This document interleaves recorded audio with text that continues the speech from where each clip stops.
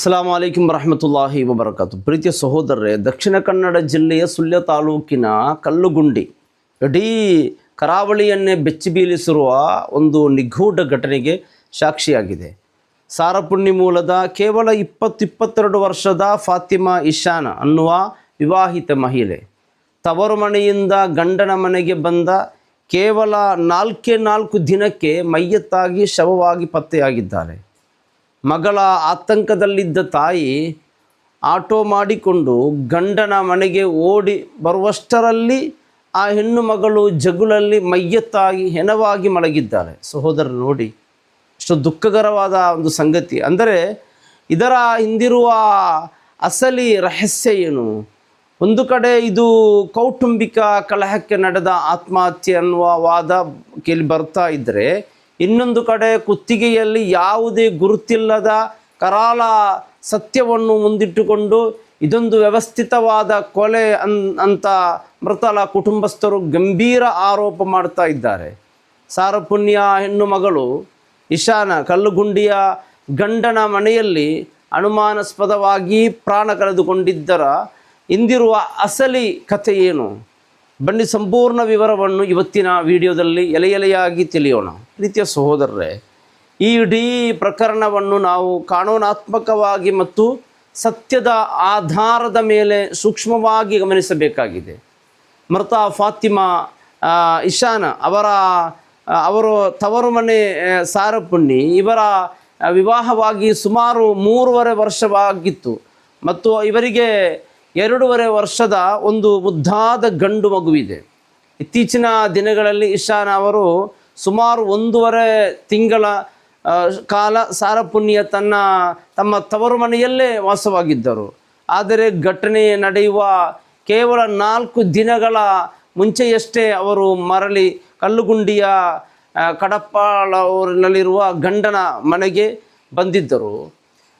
ಘಟನೆ ನಡೆದ ಆ ಕರಾಳ ಸಂಜೆ ವಿವರವನ್ನು ಕೇಳಿದರೆ ಕಣ್ಣಲ್ಲಿ ನೀರು ಬರುತ್ತೆ. ಇಶಾನ ಗಂಡ ಅನ್ಸಾರ್ ಬೆಂಗಳೂರಿನಲ್ಲಿ ಕೆಲಸ ಮಾಡಿಕೊಂಡಿದ್ದರು. ಅವರು ಅಲ್ಲಿಂದಲೇ ಇಶಾನ ಅವರ ತಾಯಿಗೆ ಫೋನ್ ಮಾಡ್ತಾರೆ. ಮನೆಯಲ್ಲಿ ತುಂಬ ಗಲಾಟೆ ಆಗ್ತಾ ಇದೆ, ನೀವು ತಕ್ಷಣ ಕಲ್ಲುಗುಂಡಿಗೆ ಬಂದು ಇಶಾನನನ್ನು ನಿಮ್ಮ ಮನೆಗೆ ಕರ್ಕೊಂಡು ಹೋಗಿ ಅಂತ ಹೇಳ್ತಾರೆ. ಮಗಳ ಸುರಕ್ಷತೆಯ ಆತಂಕದಿಂದ ಆ ತಾಯಿ ತಡ ಮಾಡದೆ ಪರಿಚಿತರನ್ನು ಕರೆದುಕೊಂಡು ತಕ್ಷಣವೇ ಆಟೋ ರಿಕ್ಷಾ ಮಾಡಿಕೊಂಡು ಕಲ್ಲುಗುಂಡಿಯ ಗಂಡನ ಮನೆಗೆ ಹೋಗಿಬಿಡ್ತಾರೆ.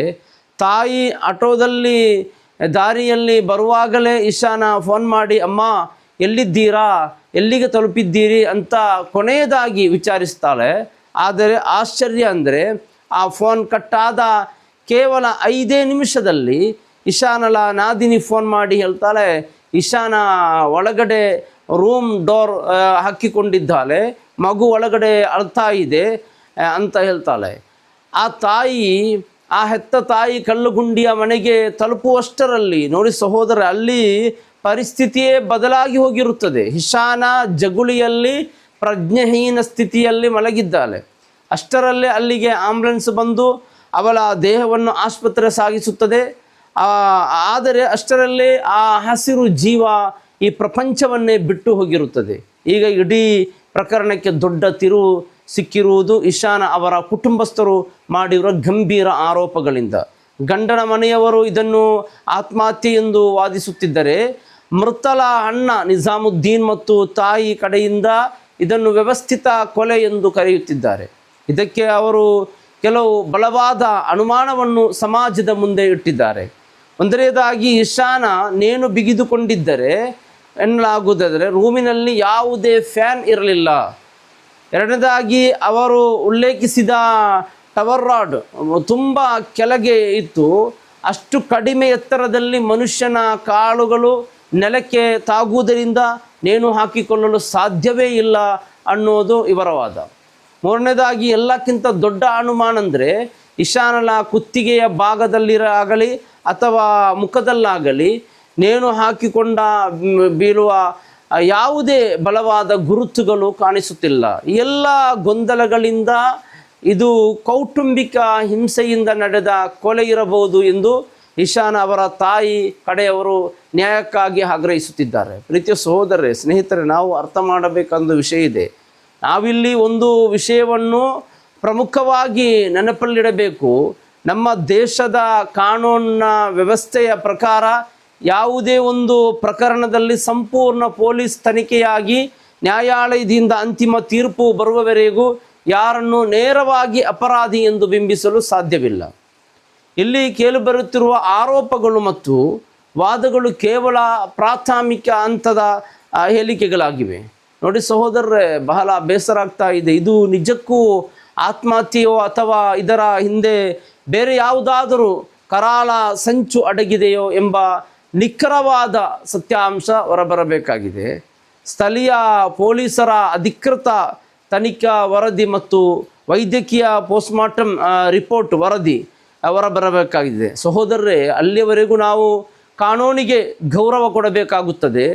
ನಮ್ಮ ಪೊಲೀಸ್ ಇಲಾಖೆಯ ಮೇಲೆ ನಮಗೆ ಸಂಪೂರ್ಣ ಭರವಸೆ ಇದೆ. ಆದರೆ ಸ್ನೇಹಿತರೆ, ಸಮಾಜವಾಗಿ ನಾವೆಲ್ಲರೂ ಯೋಚನೆ ಮಾಡಬೇಕಾದ ಒಂದು ಕಾರ್ಯ, ಒಂದು ಕಹಿ ಸತ್ಯ ಇಲ್ಲಿದೆ. ಸಣ್ಣ ಪುಟ್ಟ ಕೌಟುಂಬಿಕ ಜಗಳಗಳು, ಅತ್ತೆ ಸೊಸೆಯ ಭಿನ್ನಾಭಿಪ್ರಾಯಗಳು ಇಂದು ಒಂದು 20 ವರ್ಷದ ಹೆಣ್ಣು ಮಗಳ ಜೀವವನ್ನೇ ಬಲಿ ಪಡೆಯುವ ಹಂತಕ್ಕೆ ಬಂದು ನಿಂತಿರುವುದು ನಿಜಕ್ಕೂ ದುರಂತ. ಇವತ್ತು ಆ 2.5 ವರ್ಷದ ಆ ಪುಟ್ಟ ಮಗು, ಆ ಮಗುವಿಗೆ ತನ್ನ ತಾಯಿಯ ಪ್ರೀತಿ ಸಿಗದಂತಾಗಿದೆ. ತಾಯಿ ಇಲ್ಲದ ಆ ಮಗುವಿನ ಭವಿಷ್ಯಕ್ಕೆ ಯಾರು ಹೊಣೆ?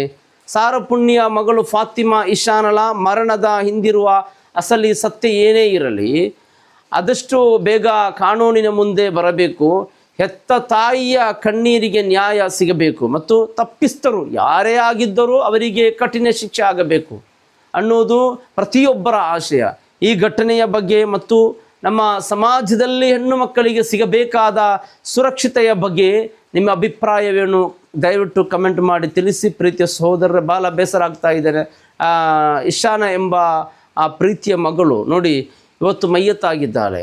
ಅಲ್ಲಾಹ್ ರಬ್ಬ್ ಸುಬ್ಹಾನಹು ತಆಲ ಆ ಮಗಳಿಗೆ ಮಗ್ಫಿರತ್ ನೀಡಲಿ. ಆ ಪುಟ್ಟ ಮಗು ತನ್ನ ತಾಯಿಯ ಪ್ರೀತಿಗಾಗಿ ಆ ಮಯ್ಯತ್ತಿನ ಮುಂದೆ ಕೂಗುತ್ತಾ ಇದೆ. ಇದನ್ನೆಲ್ಲ ಕೇಳುವಾಗ ನೋಡಿ, ಆ ಪುಟ್ಟ ಮಗುವಿಗೆ ತನ್ನ ತಾಯಿ ಇಲ್ಲದೆ ಆ ಜೀವನ ಒಮ್ಮೆ ಊಹಿಸಿ ನೋಡಿ, ಬಹಳ ಬೇಸರ ಆಗ್ತಾ ಇದೆ. ಅಲ್ಲಾಹು ರಬ್ಬ್ ಸುಬ್ಹಾನಹು ತಆಲ ಮಗ್ಫಿರತ್ ನೀಡಲಿ, ಆ ಕುಟುಂಬಕ್ಕೆ ಅಲ್ಲಾಹು ಸಮಾಧಾನ ನೀಡಲಿ. ಇಂತಹ ಪರೀಕ್ಷೆ ನಾವು ನಮ್ಮ ಮಕ್ಕಳನ್ನು ಕಷ್ಟಪಟ್ಟು ದೊಡ್ಡವರು ಮಾಡಿ ಅವರಿಗೊಂದು ಒಳ್ಳೆಯ ಉಜ್ವಲ ಭವಿಷ್ಯ ಸಿಗಲಿ ಅಂತ ಹೇಳಿ ಅವರಿಗೆ ಮದುವೆ ಮಾಡಿಕೊಟ್ಟು ಮತ್ತು ಇಂತಹ ವಾರ್ತೆ ಕೇಳುವಾಗ ಒಂದು ಕುಟುಂಬದ ಅವಸ್ಥೆ ನೋಡಿ. ಸುಂದರವಾದ ಒಂದು ಹುಡುಗಿ ಇವತ್ತು ಮಯ್ಯತ್ತಾಗಿದ್ದಾಳೆ. ಅಲ್ಲಾಹು ಜನ್ನಾತುಲ್ ಫಿರ್ದೌಸಿನಲ್ಲಿ ಅಲ್ಲಾಹು ಒಗ್ಗೂಡಿಸಲಿ. ಅಸ್ಸಲಾಮು ಅಲೈಕುಂ ವರಹಮತುಲ್ಲಾಹಿ ವಬರಕಾತು.